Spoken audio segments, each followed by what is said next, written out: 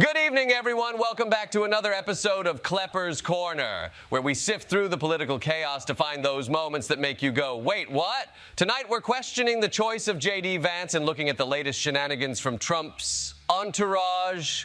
Buckle up, folks. It's going to be a wild ride. Let's start with JD Vance. You might remember him as the guy who wrote Hillbilly Elegy and then decided to join the circus. Sorry, I mean politics. Recently, people on both sides of the aisle have been questioning if he was the right choice. Let's roll the clip. First, I want to talk about you because you've got a lot of people talking about you on both the Democrat side and the Republican side. You've heard the chatter. They're saying, some people are saying you were the wrong pick for Trump's running mate. What are you doing about it? Well, Maria, all I can do is go out there and prosecute the case against Kamala Harris. Wow, that was painful to watch. It's like watching a deer in headlights, except the deer is holding a copy of Hillbilly Elegy and wondering how it got here. Now, let's move on to Trump's recent behavior at the NABJ convention in Chicago. It went about as well as you'd expect, and by that I mean it was a dumpster fire. Here's Chris Christie chiming in on Trump's performance. Roll the clip. Impulse. You can't imagine that anybody who understands anything about politics would say, hey, here's a great idea. Go to the National Association of Black Journalists and question whether Kamala Harris is really black or not. This is what happens, George, and this is how you can tell that this race is changing. Because what happens is when Donald Trump's ahead and he feels like he's comfortably ahead, he is willing to go with conventional, smart political advice. As soon as he thinks it's getting close, he goes back to the greatest hits. You saw this at the convention when he didn't think he was getting the reaction he wanted from the beginning of the speech. He went back to the greatest hits.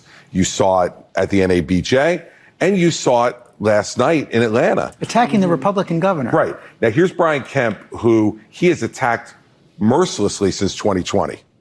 Sponsored a primary candidate against him, who, by the way, Kemp got 70% of the vote against in the primary, beat Trump's endorsed candidate. And this is a guy who won big in 2022 when lots of other Republicans up and down the ticket, including in Georgia, were losing. And so to attack Kemp is a stupid thing, but this is who he is, George. This is personal. He's juvenile. And so he's going to continue to attack not only Brian Kemp, but the women of Georgia should have heard loud and clear last night. He attacked First Lady Marty Kemp just as viciously as he attacked the governor. And that's the greatest hits. That's what he'll. Donald, what were you thinking? That's the kind of reaction you get when even your allies are like, dude, maybe tone it down a notch.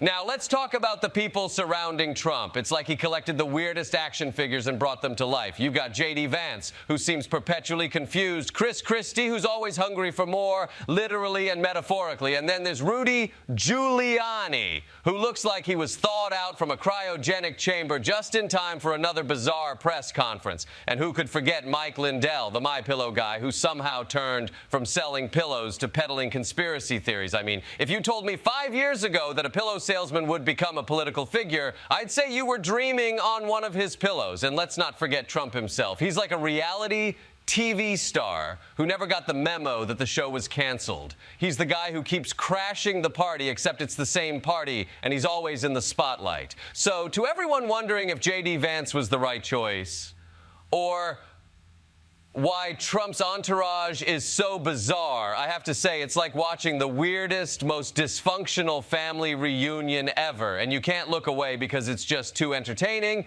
Until next time, keep questioning, keep laughing, and remember, politics might be a mess, but at least it's never boring. Seriously, where do they find these people? It's like casting for a reality show gone wrong.